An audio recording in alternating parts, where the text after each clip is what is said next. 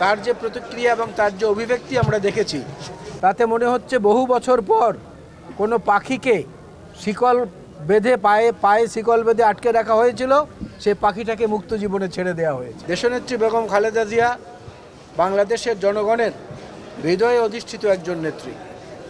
তিনি সামরিক বাহিনীর একজন সূর্য সৈনিকের স্ত্রী হিসাবে আমাদের ক্যান্টনমেন্টে এবং সামরিক স্থাপনায় যাবেন, এটাই খুব স্বাভাবিক, বিশেষ করে সশস্ত্র বাহিনী দিবসের অনুষ্ঠানে।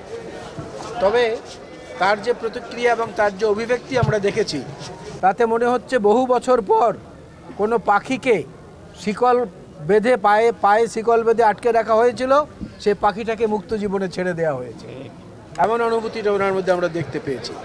তো আজকে এখান থেকে আমাদের পক্ষ থেকে আরেকটি কথা আমরা বলতে চাই আমাদের প্রতিরক্ষা বাহিনীর উদ্দেশ্য করে।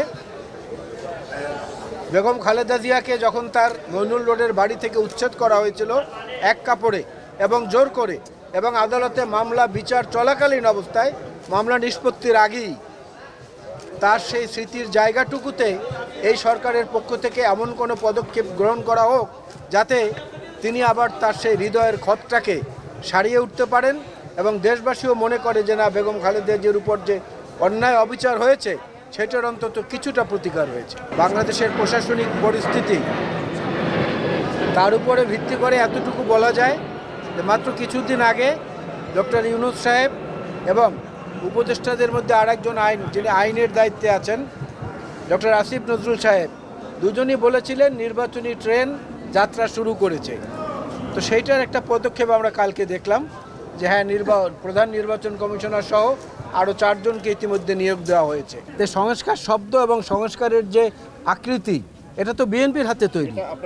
সুতরাং আমরা সেই সংস্কারের পক্ষে থাকবো না এমনটা তো চিন্তা করাই দোষণীয়। এই সংস্কারের মধ্যে এসে পরবর্তীতে যোগ দিয়েছে বৈষম্য বিরোধী ছাত্র আন্দোলনের সাহসী নেতারা এবং আজকের এই অন্তর্বর্তীকালীন সরকার। সুতরাং লক্ষ্য তো সবার এক, কিন্তু অন্তহীন সময় তো সেজন্য সংস্কারের জন্য নেওয়া উচিত হবে না। না, এটা দিনক্ষণ গুণে বলা যাবে না, এটা বাস্তব অবস্থা বলে দিবে। যেমন গতকালকে যে প্রধান নির্বাচন কমিশনার সহ অন্যান্যদের নাম ঘোষণা করা হয়েছে, এটা তো আমরা বলিনি, ওনারা করেছেন।